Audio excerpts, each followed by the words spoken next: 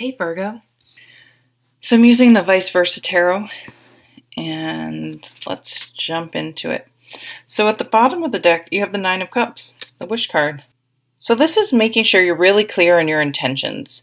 And this is being really clear. If you are not attached to someone and you are looking for a new relationship, is to be really thoughtful about what type of partner you want to bring in.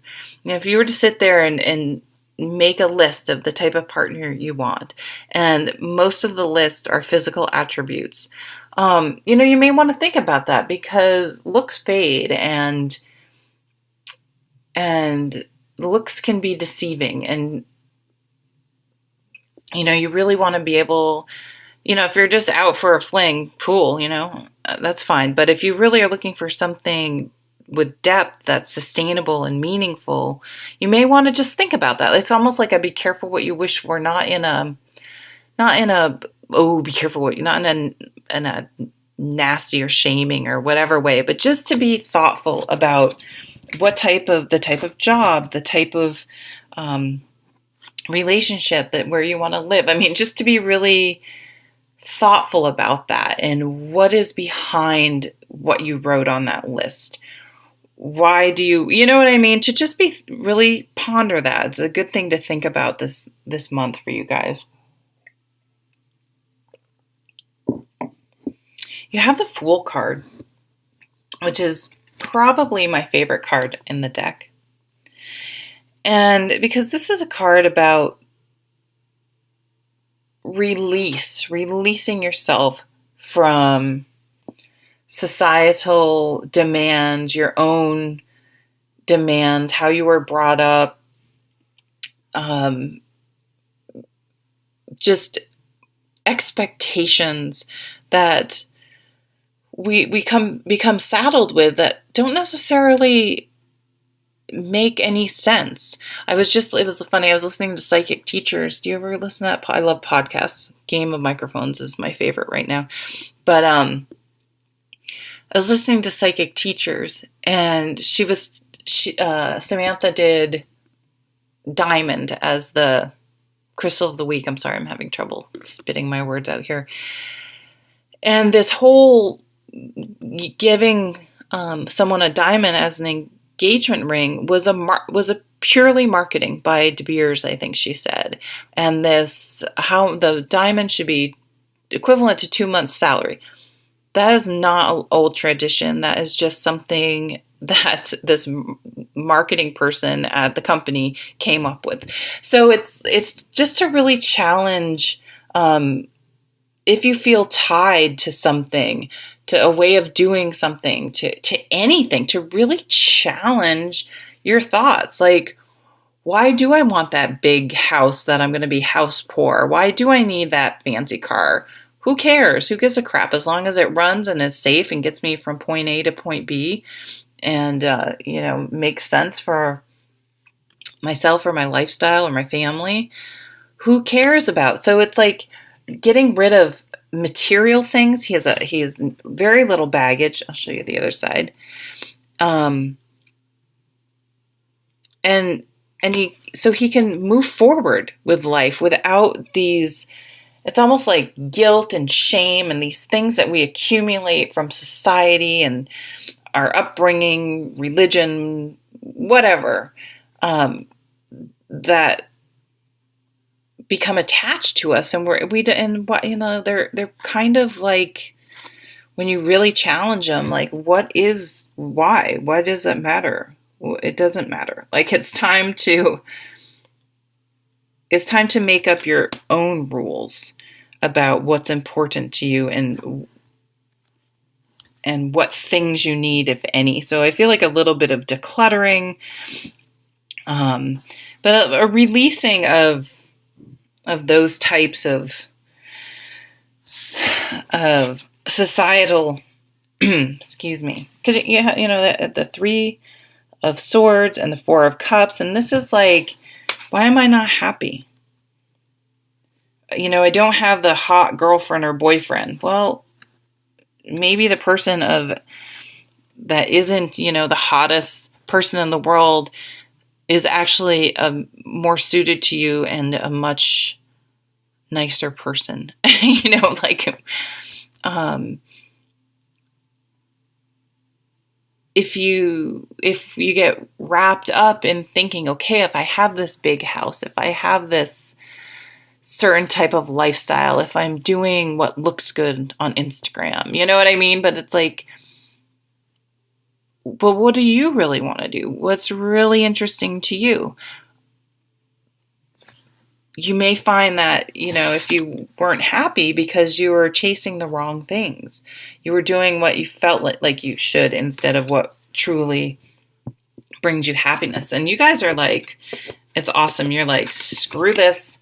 I'm moving on. This is the Chariot. You're like, it's like you've really challenged those ideas and are making your own way. Like, where do I want to go? Like, I'm the Fool here, and the Fool's not foolish.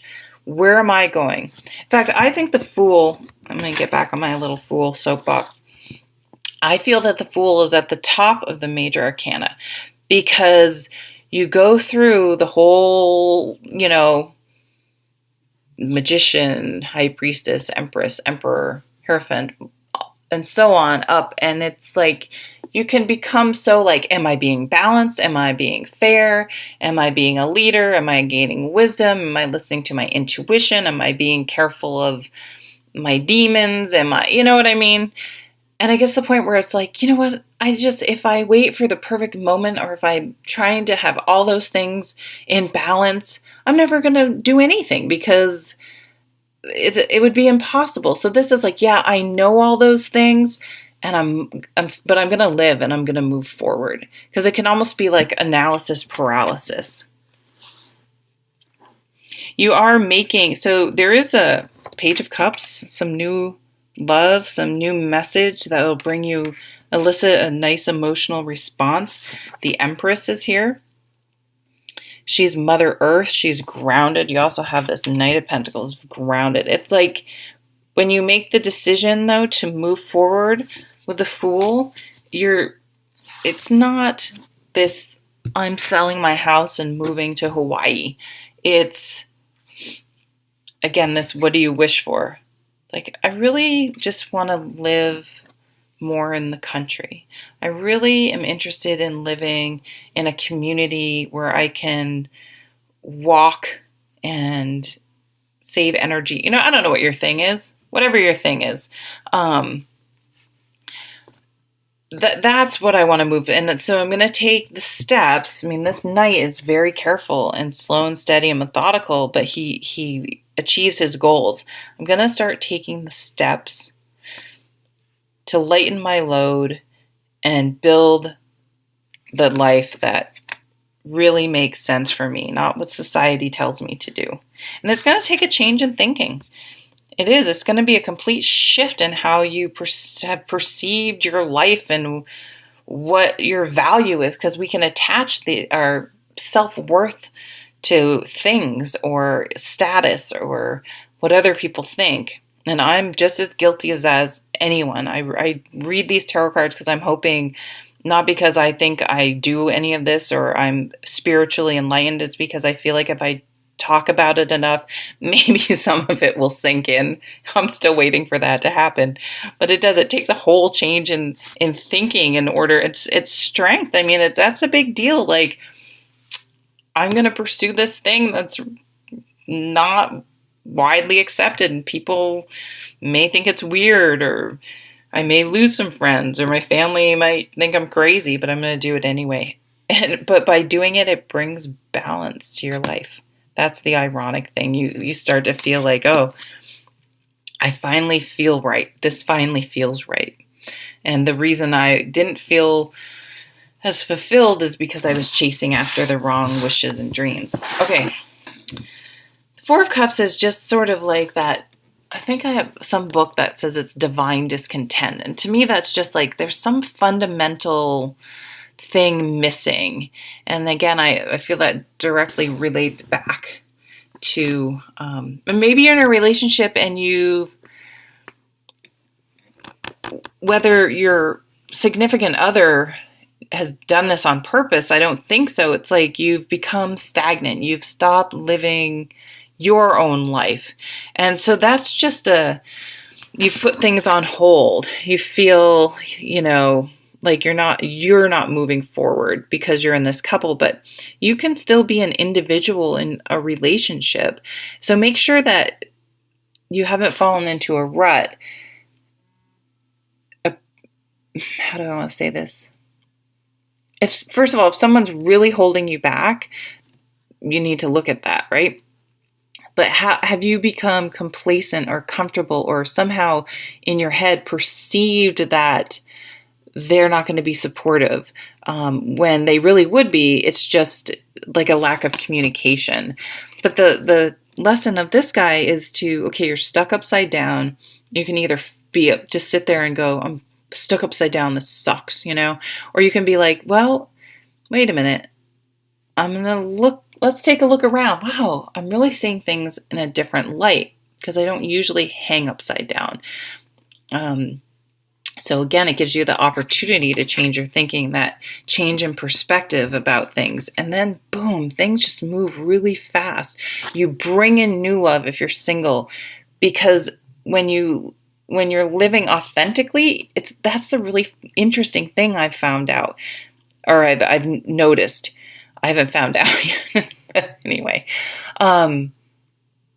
people who are doing their own thing, even if it's against like societal norms, quote unquote, they become so attractive because they're like living they're authentic. They're living in authenticity.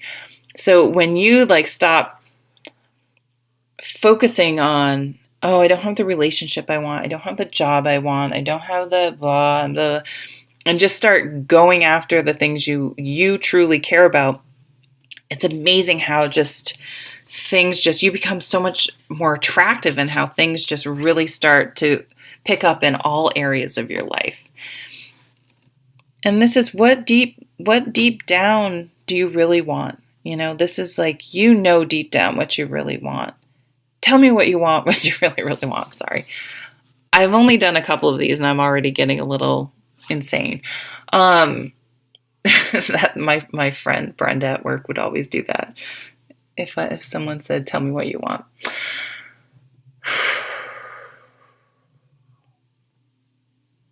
Really listen. Those dreams or thoughts that pop up and you shove down, oh, no one will buy that, no one will want that, that won't work. I think it's time to really take those out and explore them. And this is the love part of the reading, that one person where like, oh, do I find them attractive? Do I find that you're focused on all these, again, societal pressures to date someone hot, to date someone with a fancy education or a fancy job? It's like, well, maybe this person who's just an average person like I am, is really the one. And you may, if you're open to it, find you have an amazing connection and just might find the love of your life and the partner of your life. That was a whole lot of, that was kind of a hot mess of craziness. I'm sorry. Take care.